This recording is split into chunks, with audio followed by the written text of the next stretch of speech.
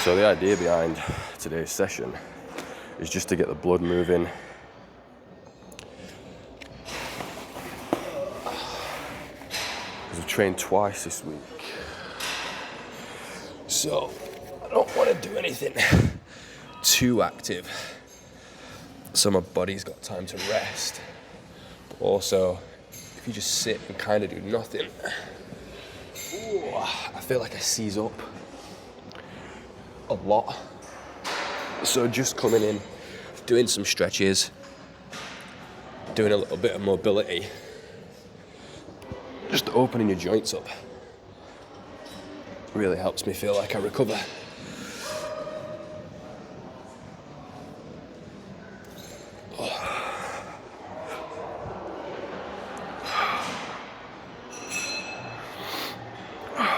I've also got a little bit of a cold going on as well, which is always fantastic.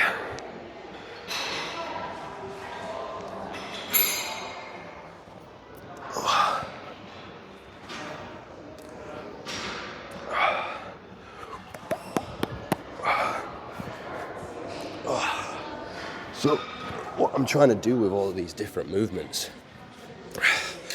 is just activate muscles without going to fatigue, but also work on things that I don't always have time or particularly want to do while I'm actually training properly, because it's time consuming, but also it takes away the energy from the actual session itself. So most of this stuff that I'm doing now, I'll do in my warm-up every session, no matter what I'm training. But I won't spend too long doing them, just because once I'm warm, I want to then hit my session rather than spending too much energy and time on stuff that's already been basically accomplished.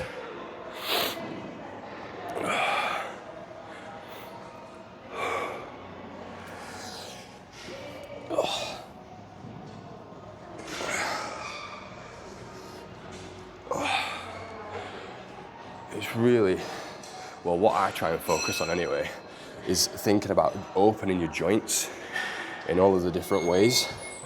So for example, something like this is as you sat down the bottom of a squat, you're opening your hips, and then as you're opening out here, you're opening your hip front part a little bit more. Not so much your hips, but this is starting to just get the ankles moving in the ways where they should, because obviously I'm sat down a lot all day. One of the big things that I really try and emphasize in my warm-ups and on my recovery days is just stuff that tends to open my joints up in multiple ways, like something like this. You know, you've got a lot of your hip flexor being open, you've got a lot of your ankle being open, at the same time as like kind of activating your core, your weight's going through your hands and your feet at the same time. You can just move around.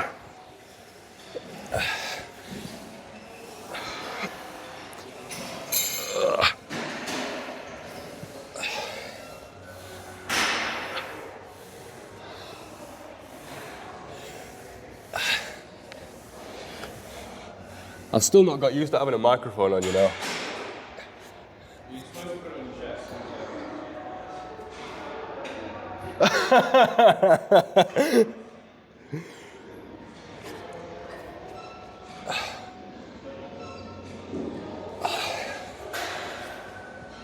chest. Big importance that I have is keeping my hips open.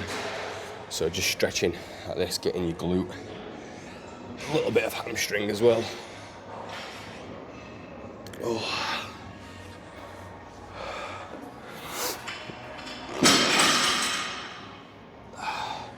And again, like stretching like this is like super important, because like not only are you getting your hamstrings by straightening your leg out, but what people don't realize is like you can stretch here, which is really good for like focusing on your hamstrings, but people don't realize that like your spine is actually really meant to move in so many different directions. So if all you ever do is this type of stuff and you don't ever allow yourself to fold forwards,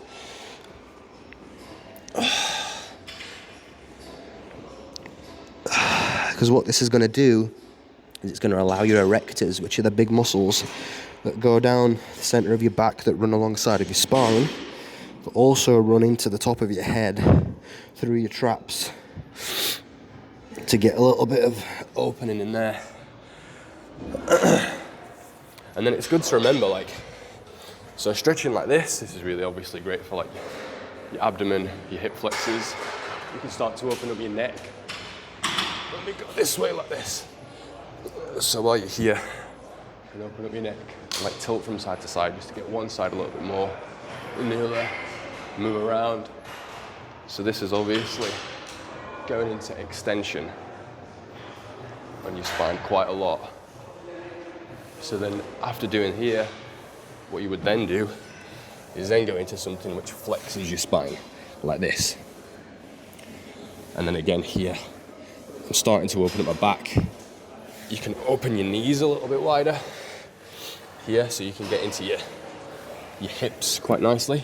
But then also what you're doing at the same time is you start to open up your back.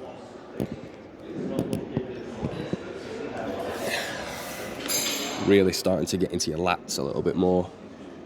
And again, I'm not statically holding these positions. I'm getting into a position, I'm feeling that position where it's starting to feel like it's stretching. And then I'm moving through slightly different ranges of motion. I'm finding different angles. Going into the corners of it a little bit is a nice term that I like to use. Because again, we're not stretching for flexibility. We're not dynamically moving to warm up. We're mobilizing the muscles, we're using the joints, we're opening everything up just so that you can actually get the tissues flushed with blood. It gets rid of all the waste as well, which helps with recovery. And then also it's just nice to get a little bit of a sweat on and just again spend a little bit of time in the positions that are going to allow your joints to be open. Because ultimately, when you're like 95, you're gonna thank yourself for spending some time in these weird positions, because you'll actually still be able to get into them. Oh, that feels really good. It's a great forearm stretch. Oh. And there's no particular way that I'm doing this. It's not very structured. There's no routine to it. It's just what feels right next, what do I need to spend some time on, what haven't I done. Like even being sat in this position while I'm rolling my wrists around, my toes are tucked under, which is allowing me to stretch my feet out. And people don't realize, you know, what do you think control your toes? What do you think is the action? What do you think is being pushed through by? What do you think does the movement of your foot moving? It's all your muscles, it's your calves, it's the tiny muscles that you've got in the back of your ankle. And just stretching all of that out. You know? Like, because I drive a lot, my right ankle gets way tighter than my left one. So I'll actually spend a little bit of time here just pressing into that joint. And then I'll still go into my left one, but not quite as much, because that's already more mobile, because the more you use something, the more tension you accumulate. So again, what you want to do is when you've spent time opening a joint one way, so I'm pushing my toes towards my knee with this stretch, the next stretch I'm going to do the opposite. So I'm going to open my toes away from my knee, which would look something like that. So you'll feel this right down the front of your feet, the front of your ankles. You might even feel it in your tib anterior, which is the muscle that runs from the top of your ankle up to the bottom of your knee and is responsible for bringing your toes up towards your knee. Again, when you're driving, that's the thing that you spend all of your time doing. Up, down, up, down, up, down. So you need to open those motherfuckers out.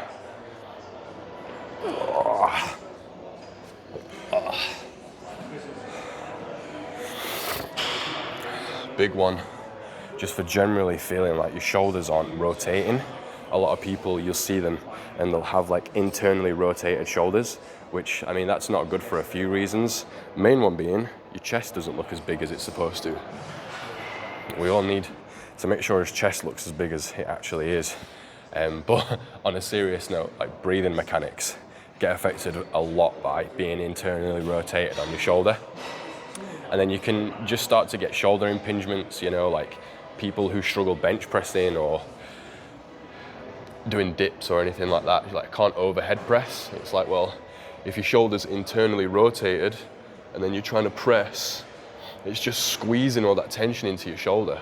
Whereas again, just spending a little bit of time doing any kind of movement that opens up that front part of the shoulder, whether it's like holding position on a wall like this, whether it's doing stuff where you're here. But again, the idea of doing this is you've got externally rotated hands, palms up, which is another reason why whenever I'm doing like rows or back exercises, I go palms forward rather than palms back, because you're exercising in a way that's opening your posture. So you go palms up and then you can go small circles here. And what this is doing is it's simultaneously opening the front while contracting the back. And that's the way that joints work, is in order to make an actual change on the way that a joint moves, is normally you have to open up one side, create space, while simultaneously strengthening the other side. So doing a dynamic stretch like this every morning, you can do like 10 or 15 circles one way, 10 or 15 circles another way. It's really helpful to have a mirror. There's one over there, and you want to try and take your arms out as far as possible.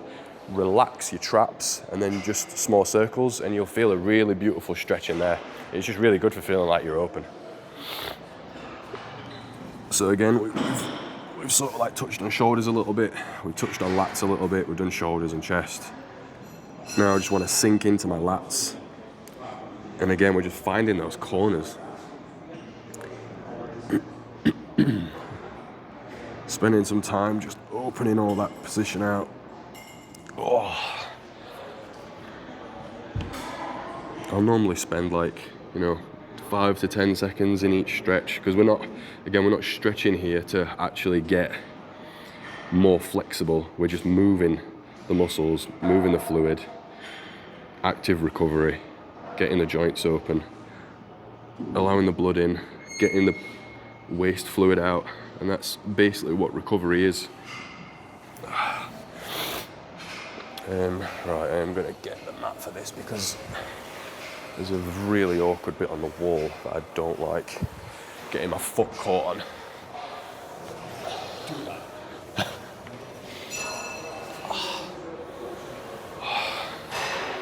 So again, the same thing with this. I'm pretty flexible on this because I sit a lot, so I always want to keep my hip flexors as open as I can. But I'm not just being here straight in this position, just sitting. I'm like twisting from side to side. You can either like rotate a little bit and just feel where you can feel the tension in the joint itself. So you just need to listen to your body a little bit. And if that bit feels a little bit tighter, I'm just going to spend a few seconds there. Internally there, that feels a little bit tighter. Open that out. So you're just always moving around a little bit just to find those little spaces. And you can open out your arm, which will just further open this out.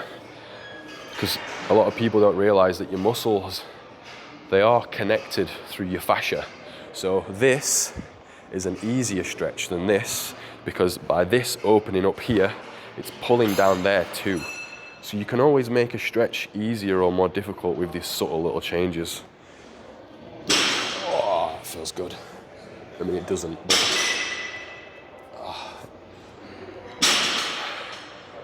Another important stretch whenever you're opening out your hip flexors is to not let your butt start to stick out, because what that'll do is, by your butt sticking out and rotating down, you're going to close off your hip flexor. So what you want to try and do is pull your pelvis up. So tuck your pelvis up towards your belly button, and that's going to just open that hip flexor even more. My God. And just finding those corners, twisting through. Weirdly enough, I think because the bus that I drive is an automatic, I'm constantly lifting my right leg, whereas my left leg's always sat, not doing anything. So weirdly, even though my right leg gets used more, my right hip is actually a lot looser. And I think that's because it actually moves. Whereas my left hip is just sat all day, not fucking doing anything. So my left hip is way tighter. Oh. Oh.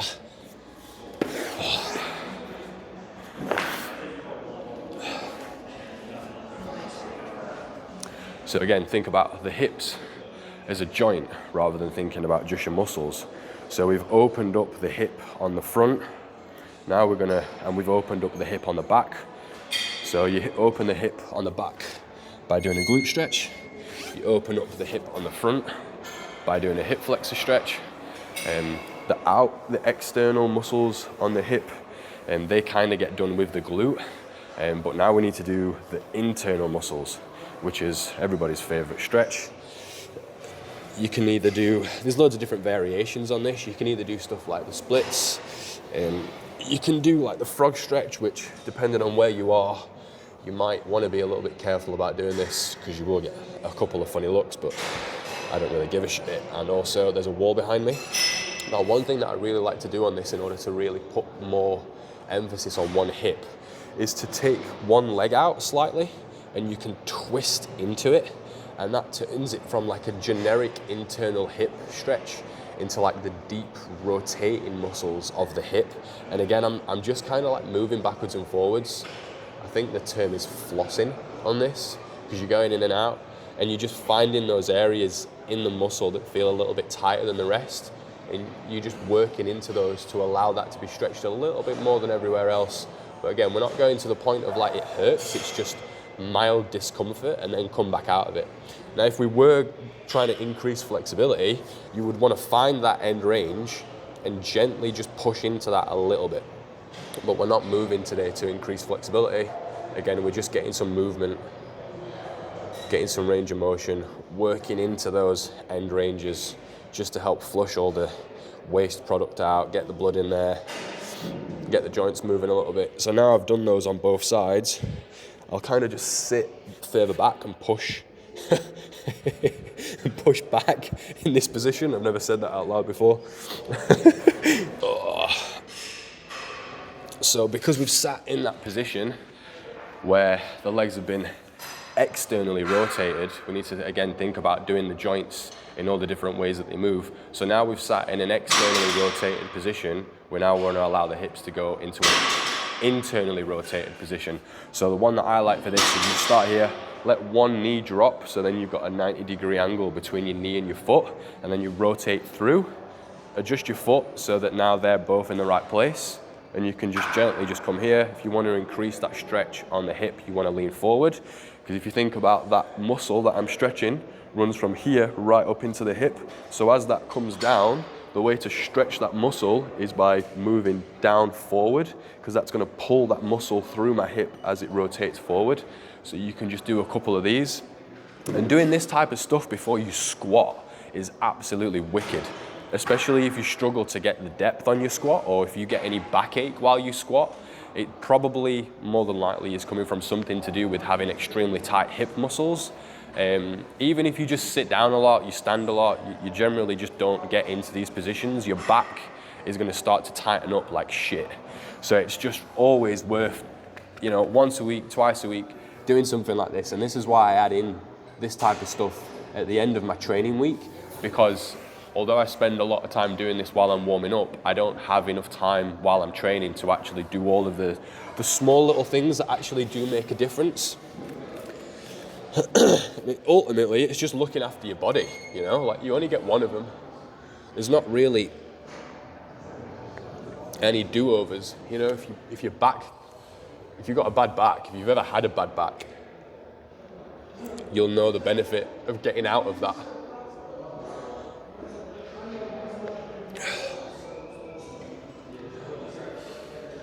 So here we've got like a flexion and extension. And then also what you want to think about with your spine is the fact that your spine rotates. So there's a couple of different ways that I like to do spine rotation stuff. So the first one is here, so you go 1, 2, use that, and then you can twist. And hold this, you get a little bit of leverage with that elbow, this elbow. You want to be nice and high and twist through like that. Again, we don't need to spend too long there. I get a few pops and clicks. It's all good. Leverage with this arm and just twist round. So you got stuff like that, which is more of an active stretch because you can really crank a little bit of force through there, which again, don't go crazy, but your bodies are stronger than what we think. And then you've got more of a passive, which is just a feed through, open and twist. And again, as we're coming here, we're using the rear of the shoulder to squeeze, and we're also opening up the front of that shoulder part. So this type of stuff, if you don't have loads of time, but you want to get a little bit of movement in, it's just thinking about how you can be a little bit more tactical with what you choose to do. Because you could do some very simple stretches and just sit and kind of do this and just kind of hang out there, you know? Or what you could do is here, so you're still getting that hamstring stretch, but you're also getting a little bit of ankle mobility here. Your quads and your glutes are going to be kicking off because your hands are on the floor, your core will be engaged a little bit, and then you can just sort of like move from side to side here. If that's a little bit easier, or if you want to do more of like a dynamic warm-up, you can just actually just do it from here, and then you can then very simply turn that into like a side lunge by doing this kind of stuff. You can stay super low, and you know, if that's the only thing that you do while you watch TV for like 2 minutes, you come here and then you might want to think, right, okay, so I want to just get my glutes working, and then my hips are a little bit tight, so I want to open my hips, and then my hamstrings are a little bit tight, so I'm going to open up my hamstrings, and then, you know, my back feels a little bit tight, so I'm going to just get some twist in here, which again is opening the shoulders at the front at the same time. And you know, it's just piecing together all of these different things that you can do, which ultimately just get you moving more. You know, there's no right or wrong way to do it, just what feels good.